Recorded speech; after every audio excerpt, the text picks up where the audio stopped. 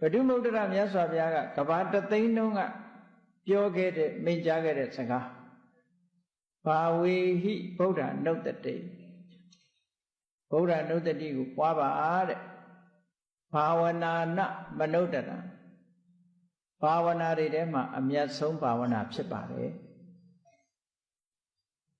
ဧတံတတိံဘာဝရိတ်တောနာအဲ့ဒီဗုဒ္ဓနုတ္တတိဘာဝနာကိုပွားရင်တဲ့ပုရိယတတိမာနတံကိုဖြစ်ချင်တာတွေအလုံးဖြစ်ပါလိမ့်မယ်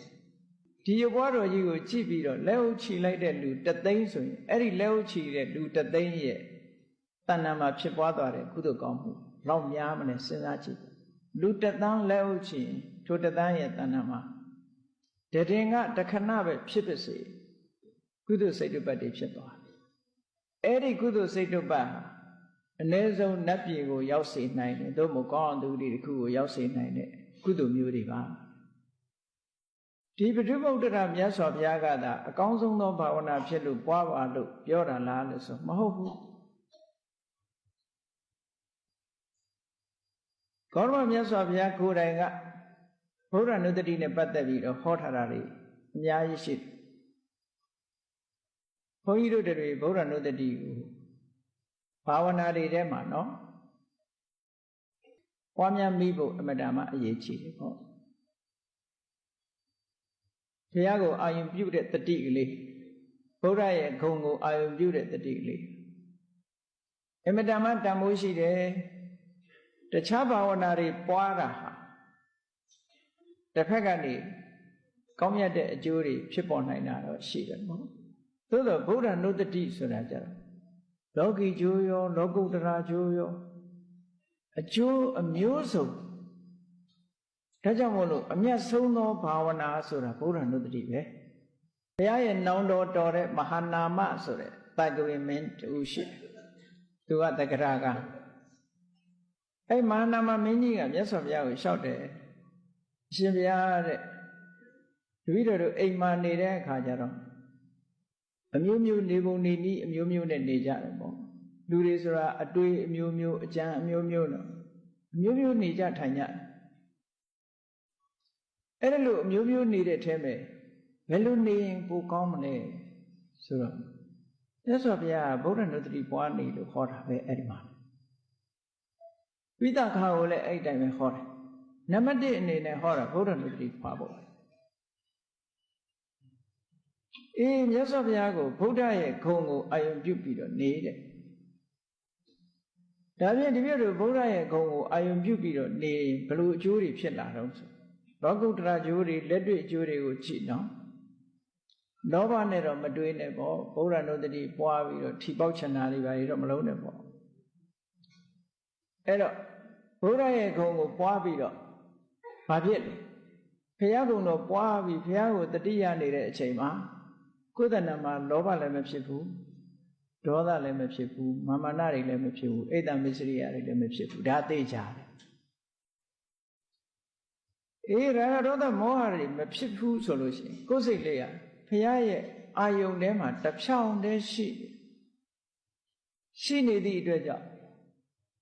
ဣတိပိသောဘဂဝါအရဟံကစဘုရားရဲ့ဂုဏ်တွေကိုသိတယ်လို့ဂုဏ်တော်တစ်ခုစီတစ်ပါးစီနှလုံးသွင်းလိုက်တဲ့အခါကြလို့ရှိရင်ကိုယ့်ရဲ့စိတ်ကလေးဟာဂုဏ်တော်ထဲမှာနစ်မြုပ်ပြီးတော့ဘာတွေဖြစ်လာဝမ်းသာကြည်နူးတဲ့ပီတိတွေဖြစ်လာဝမ်းမြောက်တာတွေဖြစ်လာတယ်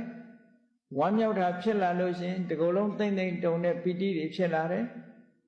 ပီတိတွေဖြစ်လာလို့ရှိရင်ဘာဖြစ်လာပတ္တတိခန္ဓာကိုယ်ဟာငြိမ်းချမ်းလာတယ်